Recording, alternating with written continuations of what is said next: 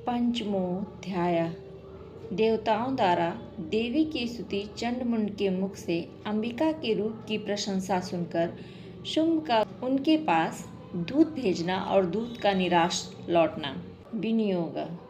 ओम इस उत्तर चरित्र के रुद्र ऋषि महासरस्वती देवता है, अनुष्टुप छंद है, भीमा शक्ति है, भ्रामरी बीज है, सूर्य तत्व है और सामवेद स्वरूप है।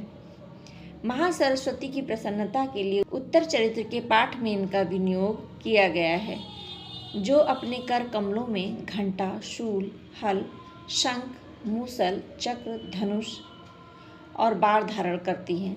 शरद ऋतु के शोभा संपन्न चंद्रमा के समान जिनकी मनोहर कांति है, जो तीनों लोक की आधारभूता और शुंभ आदि दैत्यों का नाश करने वाली हैं, और गौरी के शरीर से जिनका प्राकट्य हुआ है, उन महासरस्वती देवी का मैं निरंतर भजन करता हूँ। ऋषि कहते हैं, पूर्व काल में शुंभ और निशुंभ नामक असुरों ने अपने बल के घमंड में आकर शचीपति इंद्र के हाथ से तीनों लोक का राज्य और यज्ञ भाग छीन लिए।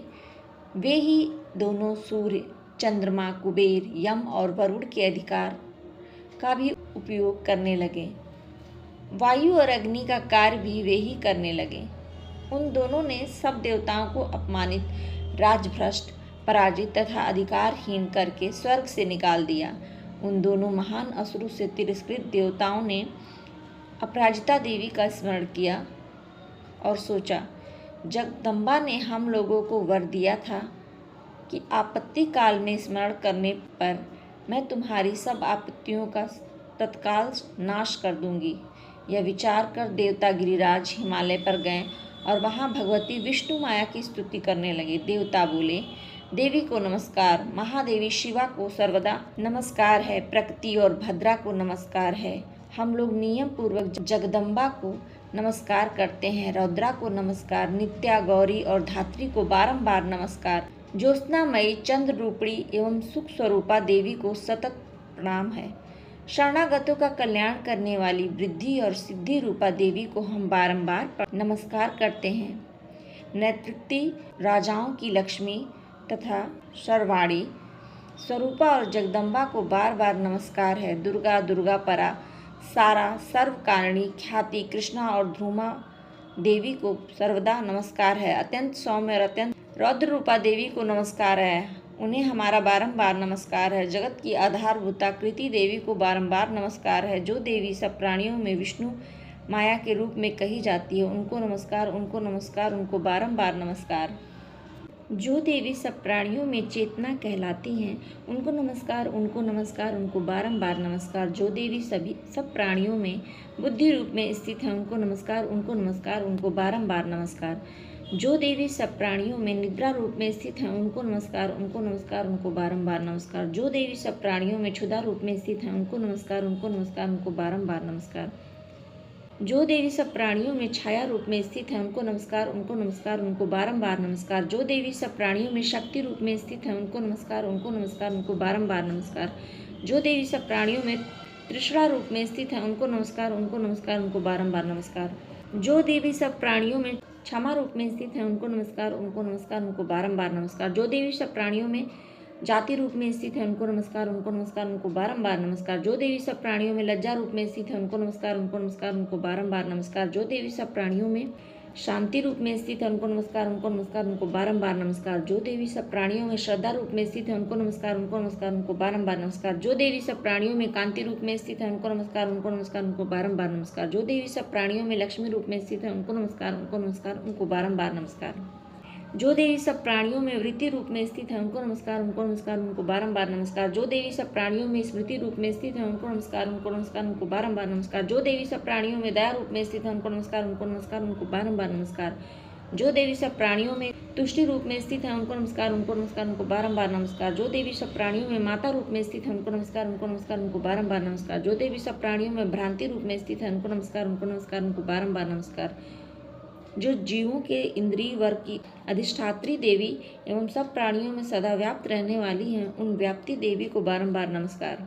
जो देवी चैतन्य रूप में इस संपूर्ण जगत को व्याप्त करके स्थित है, उनको नमस्कार, उनको नमस्कार, उनको बारंबार नमस्कार। पूर्व काल में अपनी अभीष्ट की प्राप्ति होने से देवताओं ने जिनकी स्तुति की तथा देवराज इंद्र ने बहुत दिनों तक जिनका सेवन किया, वह कल्याण की साधन भूता ईश्वरी हमारा कल्याण और मंगल करें तथा सारी आपत्तियों का नाश कर डाले। उदंड दैत्यों से सताए हुए हम सभी देवता जिन परमेश्वरी को इस समय नमस्कार करते हैं तथा जो भक्ति से विनम्र पुरुषों द्वारा स्मरण की जाने पर तत्काल ही संपूर्ण विपत्तियों का नाश कर देती हैं, वे जगदम्बा हमारा संकट दूर करें। ऋषि कहते हैं, राजन, इस प्रकार जब देवता स्तुति करने लगे उस समय पार्वती देवी गंगा जी के जल में स्नान करने के लिए वहां आईं। उन सुंदर भावों वाली भगवती ने पूछा, आप लोग यहाँ किसकी स्तुति कर रहे हैं? तब उन्हीं के शरीर कोश से प्रकट हुई शिवा देवी बोली, शुंभ दैत्य से तिरस्कृत और युद्ध में निशुंभ से पराजित हो यहाँ एकत्रित हुए ये समस्त देवता यह मेरी स्तुति कर रहे हैं।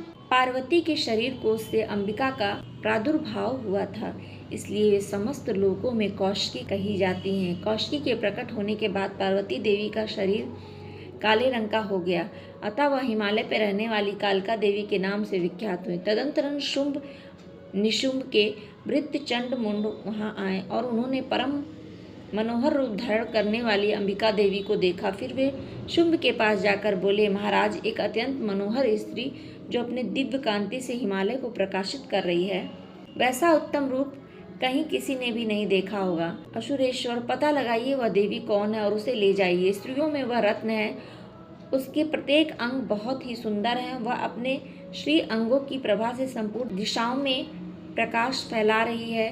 दैत्यराज, अभी वह हिमालय पर ही मौजूद है, आप उसे देख सकते हैं। प्रभु, तीनों लोक में मणि, हाथी और घोड़े आदि जितने भी रत्न हैं, वे सब इस समय आपके घर में शोभा पाते हैं।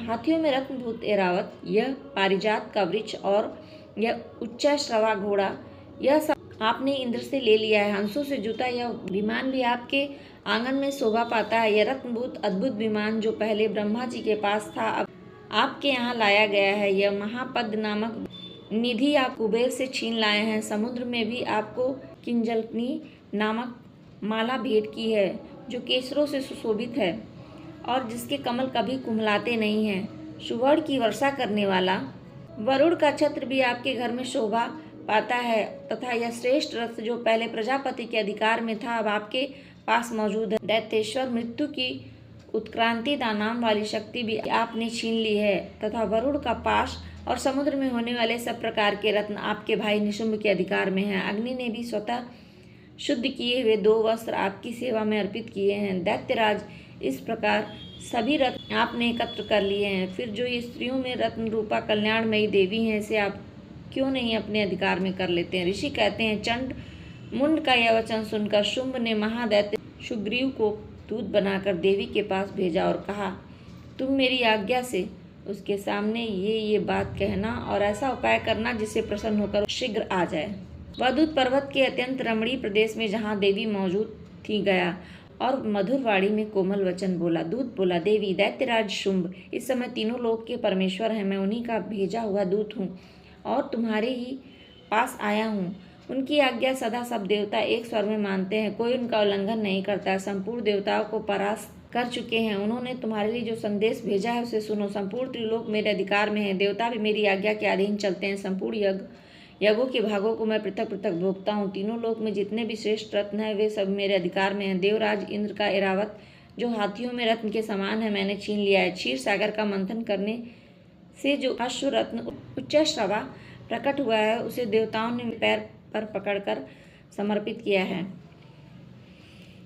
सुंदरी, उसके सिवा और भी जितने रत्नभूत पदार्थ देवताओं, गंधर्वों और नागों के पास हैं, वे सब मेरे ही पास आ गए हैं। देवी, हम लोग तुम्हें संसार की स्त्रियों में रत्न मानते हैं, अतः तुम हमारे पास आ जाओ, क्योंकि रत्नों का उपभोग करने वाले हम ही हैं। चंचल कटाक्षों वाली सुंदरी, तुम मेरे और मेरे पराक्रमी निशुंभ की सेवा में आ जाओ, क्योंकि तुम रत्न स्वरूपा हो। मेरा वरण करने से तुम्हें तुलना रहित महान ऐश्वर्य की प्राप्ति होगी। अपनी बुद्धि से विचार करके तुम मेरी पत्नी बन जाओ। ऋषि कहते हैं, दूत के यूं कहने पे कल्याणमयी भगवती दुर्गा देवी जो इस जगत को धारण करती है, मन ही मन गंभीर भाव से मुस्कुराई और इस प्रकार बोली। देवी ने बोला, दूत, तुमने सत्य कहा, इसमें तनिक भी मिथ्या नहीं है। शुंभ तीनों लोक का स्वामी है और निशुंभ भी उसी के समान पराक्रमी है, किंतु इस दिशा में मैंने जो प्रतिज्ञा कर ली है उसे मिथ्या कैसे करूं?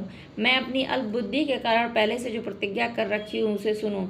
जो मुझे संग्राम में जीत लेगा, जो मेरे अभिमान को चूर कर देगा तथा संसार में जो मेरे समान बलवान होगा वही मेरा स्वामी होगा। इसलिए शुंभ और महादैत्य निशुंभ स्वयं ही यहाँ पधारें और मुझे जीत कर शीघ्र ही मेरा पारिग्रहण कर लें। इसमें विलंब की क्या आवश्यकता है? दूत बोला, देवी तुम घमंड में भरकर मेरे सामने ऐसी बात ना करो। तीनों लोकों में कौन ऐसा पुरुष है जो शुंभ और निशुंभ के सामने खड़ा हो सके? देवी, अन्य दैत्यों के सामने भी सारे देवता युद्ध में नहीं ठहर सकते, तो तुम अकेली स्त्री कैसे ठहर सकती हो? जिन शुंभ और दैत्यों के सामने इंद्र आदि सब देवता भी युद्ध में खड़े नहीं हुए, उनके सामने तुम स्त्री होकर कैसे जाओगी? इसलिए तुम मेरे ही कहने से शुंभ और निशुंभ के पास चली चलो। ऐसा करने से तुम्हारे गौरव की रक्षा होगी, अन्यथा जब वे केस पकड़कर घसीटेंगे तब तुम्हें अपनी प्रतिष्ठा खोकर जाना पड़ेगा। देवी बोली, तुम्हारा कहना ठीक है, शुंभ बलवान है, निशुंभ भी बड़ा पराक्रमी है, किंतु क्या करूं? मैंने पहले से ही बिना सोचे समझे प्रतिज्ञा कर ली है, अतः अब तुम जाओ। मैंने तुमसे जो कहा है वह सब दैत्यराज से आदरपूर्वक कह देना, फिर जो उचित जान पड़े करें।